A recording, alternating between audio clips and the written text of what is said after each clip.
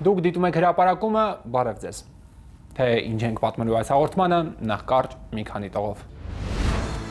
Տասնամյակներով փայտաշեն շենքերում ապրած ընտանիքները կտեղափոխվեն քարաշեն շենքեր, պետությունը Ստեփանավանում նոր թաղամաս է կառուցում։ Թոշակները բարձրանում են միջինում 10,000 դրամով, ով ինչքան կստանա հարցազրույց տաղավարում։ Հայաստանի դպրոցներում հայտնվել են սարքեր, որոնցով երբեմն նույնիսկ ուսուցիչներն են աշխատում առաջին անգամ։ Հրազդանի նորակառույց թիվ 2 դպրոցում ձևավորվել են նոր լաբորատորիաներ։ Լվացող մաքրող միջոցներ տեղական արտադրողից, նոր ներդրումներն ու պետական աջակցությունը հնարավորություն են տվել ընդլայնել տեսականին, մեծացնել ծավալները։ Պետությունը Ստեփանավանում նոր թաղամաս է կառուցում։ Մոտ 10 միլիարդ դրամ գնահատվող բնակարանաշինական ծրագրով կառավարությունը կօգնի, որ Սպիտակի ավերիչ երկրաշարժից հետո Աշոտաբերդ կոչվող թաղամասի փայտաշեն շենքերի բնակիչները նոր սեյսմիկ կայուն տներ ունենան։ Շինարարությունը 2 փուլով է։ Մինչև այս տարեվերջ տնատեր կդառնա 160-ից ավելի ընտանիք։ Մյուսների համար շենքերը կկառուցեն, կավարտեն 2028-ի ամռանը։ Նոր թաղամասը մոտ 17 հեկտար տարածք կունենա։ Տները բնակիչներին կհանձնվեն ամբողջությամբ ներքին հարդարմամբ կահավորված խոհանոցով։ Աչից Աշոտաբերդի հին թաղամասն է, ձախից նոր կառուցվողը։ Պետությունը մոտ 10 միլիարդ դրամանոց այս բնակարանաշինական ծրագրով կօգնի, որ տասնամյակներով փայտաշեն տնական պայմաններում ապրողներն ունենան ամուր տանիք, երկաթբետոնե պատեր։ Ես 30 տարվա շինարար եմ ու սենց բաներ, մեկ էլ էլի կառավարական ծրագրով տեսել եմ դպրոցաշինության մեջ։ Այս կարգի հիմքեր, կոնստրուկցիաներ համոզված են, որ եկուցելով եթե մինչև 11-12 բալ երկրաշարժ էլի,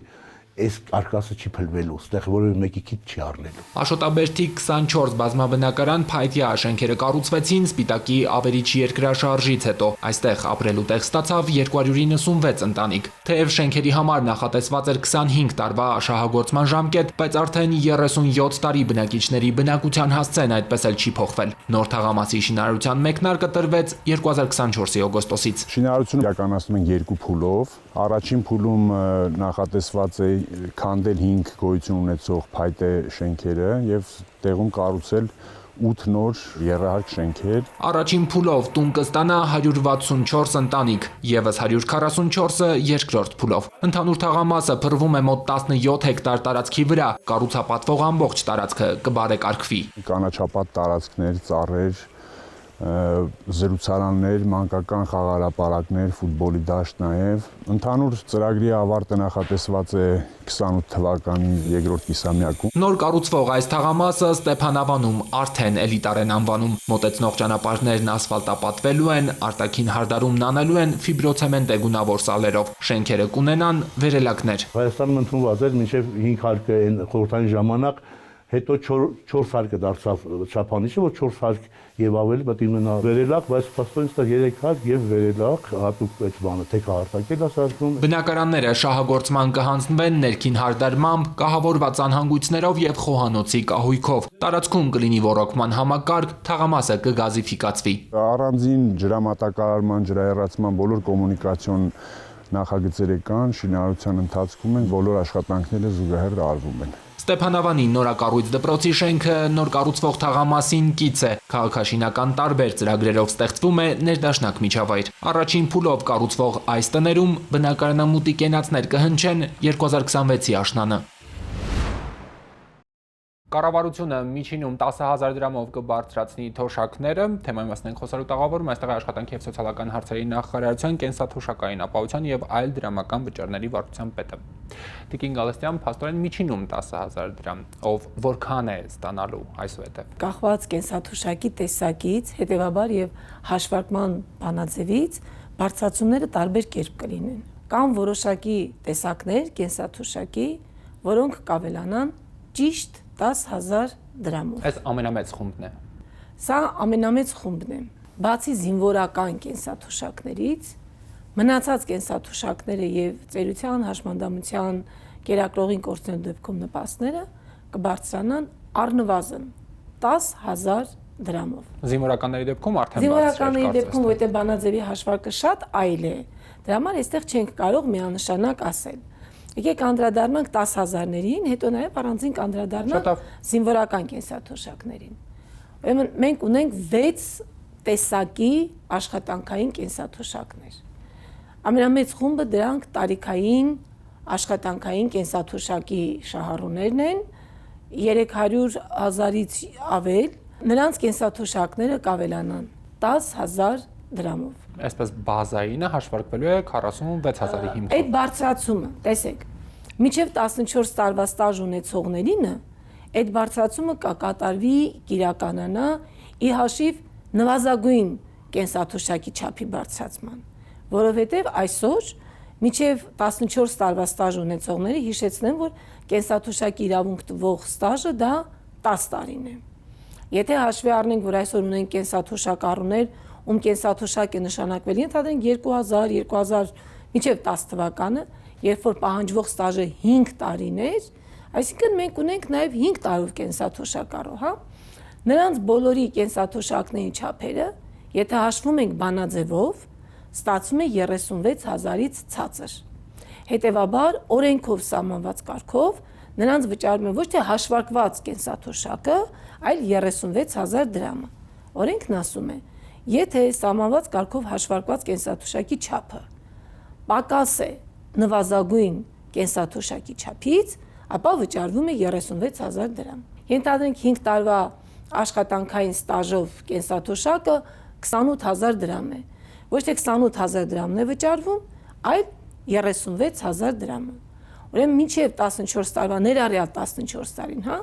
ստաժ ունեցողների կենսաթոշակը կավելանա այս նվազագույն կենսաթոշակի չափի ավելացման հաշվին։ Իսկ 15, 16 եւ ավելի ստաժ ունեցողներինը կավելանա արդեն հիմնական կենսաթոշակի չափի ավելացման հաշվին։ Նվազագույն կենսաթոշակը 36,000-ից դառնում է 46,000 դրամ, հիմնական կենսաթոշակը 24,000 դրամից դառնում է 34,000 դրամ։ Այս պատճառով այս դեպքերում կենսաթոշակի չափը կավելանա ճիշտ 10,000 դրամով, ոչ ավել, ոչ պակաս։ Տարիքային աշխատանքային կենսաթոշակառուների խմբում ունենք մի քանի տասնյակ կենսաթոշակառուներ, ում կենսաթոշակային աշխատանքային ստաժը հաշվարկվում է առանձնահատուկ կարգով, դրանք մեր օդաչուներն են, բորտ ուղեկցորդուհիներն են, որոնց ստաժը հաշվարկվում է ոչ թե տարիներով, այլ թռիչքային ժամերով, իրենց մոտ ստացվում է օրինակ 100 տարվա ստաժ, 200 տարվա ստաժ, միայն այն դեպքում,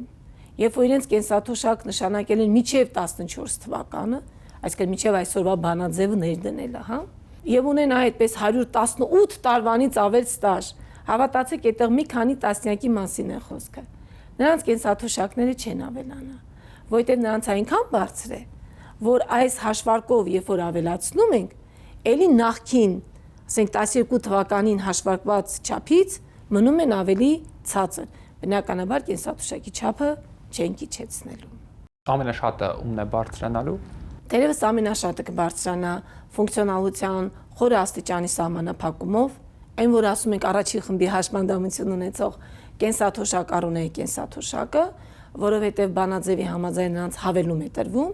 այդ 40% հավելման հաշվին նրանց կենսաթոշակը կավելանա 14,000 դրամով։ Ֆունկցիոնալության ծանր աստիճանի սահմանափակումը կամ ընդունված երկրորդ խմբի հաշմանդամություն ունեցող անձանց կենսաթոշակը կավելանա 12,000 դրամով։ Իսկ այ զինվորական կենսաթոշակները, նրանք մի փոքր հաշվառման առանձնահատկություն ունեն,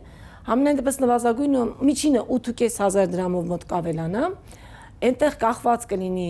զինծառայողի կոչումից զբաղեցած պաշտոնից, որովհետև հաշվի առնվում զինծառայությունից արձակվելուց ունեցած գործակիցը եւ զինծառայության ստաժը։ Սա բյուջեի վրա ինչ հավելյալ բեռ է, այսպես ասած, լինելու։ Ընդհանուր բեռը տարեկան կտրվածքով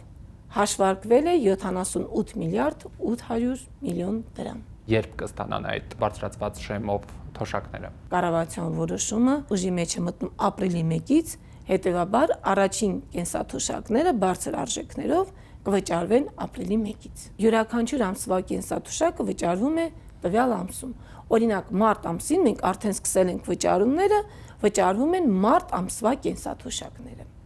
Ապրիլին կվճարվի ապրիլ ամսվա կենսաթոշակները։ Իսկ հնարավոր է այնպիսի իրավիճակ, երբ որ մյուս տարի կառավարությունը որոշի, որ չէ, ավելի ցածր կենսաթոշակ է պետք փոխանցել բնակիչներին։ Պետական կենսաթոշակների մասին օրենքը ամրագրել է, որ նվազագույն կենսաթոշակի չափը եւ հիմնական կենսաթոշակի չափը, ինչպես նաեւ աշխատանքային ստաժի կամ զինվորական ստաժի 1 տարվա արժեքը սահմանում է կառավարությունը։ Ընդ որում, յուրաքանչյուր արժեք սահմանելիս չի կարող ավելի ցածր լինել, քան նախորդ սահմանածը։ Այսինքն, եթե մենք այսօր սահմանել ենք արդեն իսկ 46000 դրամ, ապա մյուս տարի կամ չգիտեմ հաջորդիվ իհարկե կարող է այս թիվը փոխվել։ Բայց դեպի բարձրանալու ուղղությամբ եւ այն չի կարող երբևէ նվազել։ Տիկին Գալստյան, շնորհակալ եմ հարցազրույցի համար։ Ֆիզիկայի, քիմիայի ու աշխարհագրության դասերը Հրազդանի նորակառույց թիվ 2 դպրոցում հիմա արդեն ուրիշ մթնոլորտում են անցնում։ Եթե նախկինում ուսումնական ծրագրի փորձերն ուսուցիչները միայն բացատրում էին, հիմա նաև ցույց են տալիս։ Նոր սարքավորումներով աշակերտներն արդեն կարող են չափումներ, փորձարկումներ անել, անհրաժեշտ ուսումնասիրություններով տվյալներ հավաքել։ Նոր միջավայրն ավելացրել է աշակերտների բնագիտական առարկաների նկատմամբ հետաքրքրությունը։ Բոլոր լաբորատոր սարքերով հագեցած ենք, ունենք հաղորդակի ծանոթներ, էլեկտրացույցներ, էլեկտրաշարժիչները, Արքիմեդի սարքն ունենք։ Հրազդանի նորակառույց դպրոցի ֆիզիկայի ուսուցչուհին շտապում է ցույց տալ լաբորատոր նոր գույքը, որ մանկավարժներին էլ պակաս չի ոգևորում։ Նախկինում ունեցել ենք սարքերը, պարզապես հիմնական մասը արդեն շարքից դուրս եկած են եղել։ Նոր սարքավորումներով այս ուսումնական տարվանից են աշխատում։ Եթե մինչև այդ ստիպված էին սահմանափակվել վիրտուալ լաբորատորիայով, հիմա իրական հնարավորություններն են գործի դնում։ Էլեկտրական հոսանքը եւ նրա ազդեցությունը 9-րդ դասարանցիների նախագծային աշխատանքը արդյունավետ դասերի լավագույն վկայությունն է։ Բաժանվել ենք խմբերի, հաշվարկները կատարել է մի խումբը, հավաքել են մյուս խումբը եւ ամբողջությամբ իրականացրել են ամբողջը։ Աշակերտների պատկերացրած փոքրիկ բնակավայրը լուսավորելու համար 6 շաբաթ է պահանջվել։ Գործը գլուխ բերելուն օգնել են նոր ամպերաչափերը։ Փորձանոթի մեջ ավելացնում ենք 2 կտորցինք, մաղաթթու, ջրաստի գազը անջատվում էստեղ։ Քանի որ այն թեթև է, դրա համար ենք վերևա բարձրանում, հաղթակացել է։ Ահա, այս ինչ գազ է։ Ինչ անջատվեց, ո՞ր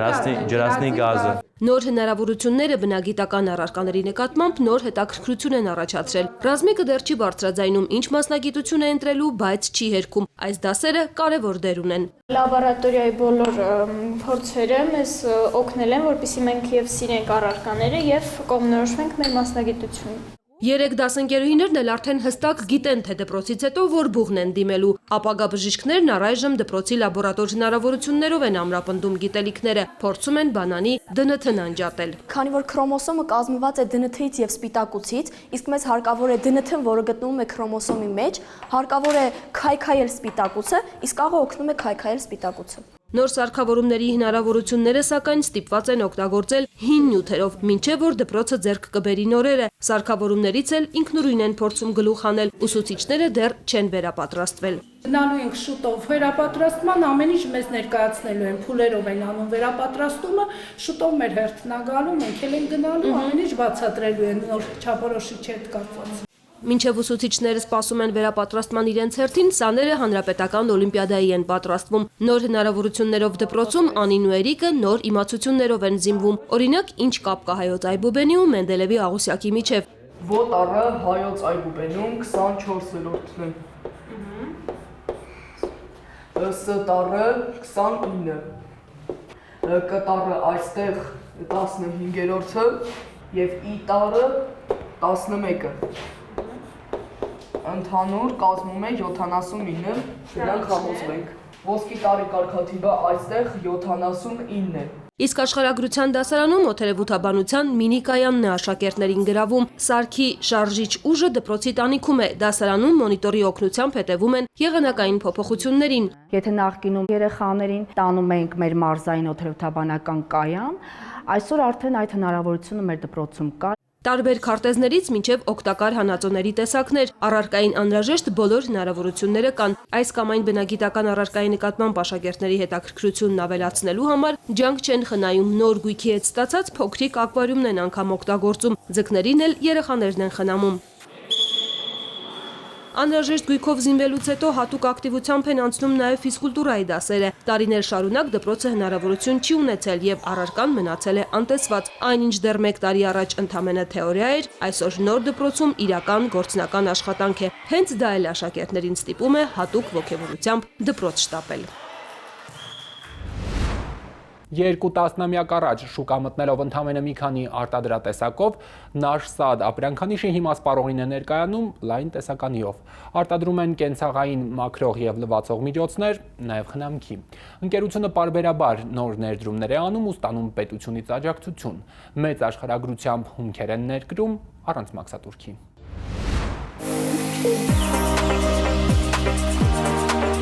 Արդեն ավելի քան 2 տասնամյակ լվացող մաքրող միջոցներով հիմնականում հայտնի Գրոմ ընկերությունը տարիներ առաջ Նաշսադ ապրանքանիշի ընդամենը 2 արտադրատեսակով տեղական շուկայում հայտ ներկայացրեց նախատեսված մազերի խնամքի համար։ Նաշսադ բալզամը եւ մազերի խնամքի միջոց գելը, որոնք մինչ այժմ շուկայում են, քանի որ մեծ պահանջարկ են վայելել, սիրվել են ժողովրդի կողմից։ Կարճ ընթացք պահանջվեց շուկայի պահանջարկը ծանրու թեթև անելու ու արտադրության հիմնական ուղղվածությունն ընտրելու համար։ Տեսականիում ներառեցին կենցաղում ամենօրյա կիրառություն ունեցող լվացող մաքրող միջոցներ, հեղուկ չոր օճառներից մինչև լվացքի գելեր, սպասք լվանալու հեղուկներ, տեղական արտադրանքը ներմուծվածի կողքին կայուն դիրք գրավեց, սպառման ծավալները տարեցտարի աճում են։ 23-24 թվականներին փորձ ենք ունեցել ԵԱՏՄ շուկայում, բայց քանի որ մեր շուկան բավականին պահանջված է, մեր արտադրությունը ամբողջությամբ սպառվում է ներքին շուկայում։ Գործին զուգահեռ ընկերությունը պարբերաբար ներդրումներ է արել, ժամանակակից սարքավորումներ ձեռք բերել, արտադրական շղթայի շատ պրոցեսներ ավտոմատացրել։ Հումքերի հարցում են նաև պահանջկոտներ կրում են հիմնականում երրորդ երկրներից Գերմանիա, Իտալիա, Նիդերլանդներ, նաև Չինաստան, Ինդոնեզիա, Իրան։ 2023-ին հումքերի ցանկով ու մինչև 5 տարվա ներդրումային ծրագրով դիմեցին կառավարություն արտոնության համար։ 870 միլիոն դրամի հումք էին նախատեսում ներմուծել մինչև 2028։ Երկարաժամկետում էին այդքանը պլանավորել, բայց առաջանցիկ տեմպով ավելի վաղ պլաններն իրագործեցին։ Պետության կողմից մեզ տրամադրված մաքսատուրքի շեմը կազմեց 55.5 միլիոն դրամ, որը մենք օգտագործեցինք մեր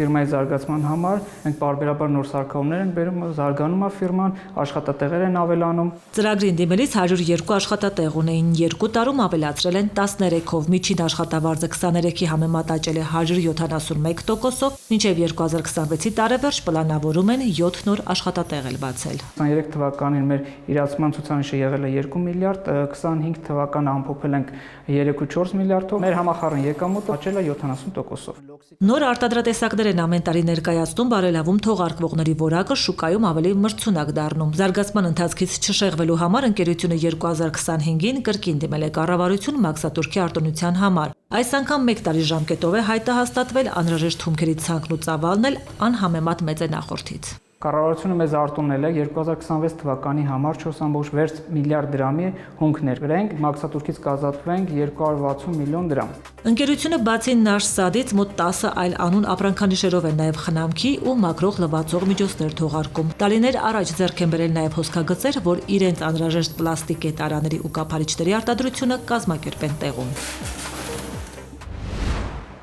Դուք դիտում եք հրապարակումը, շնորհակալություն ուշադրության համար։ Մեր բոլոր հաղորդումները հասանելի են նաև YouTube-ում, Arm Gov-ում։ Ցտեսություն։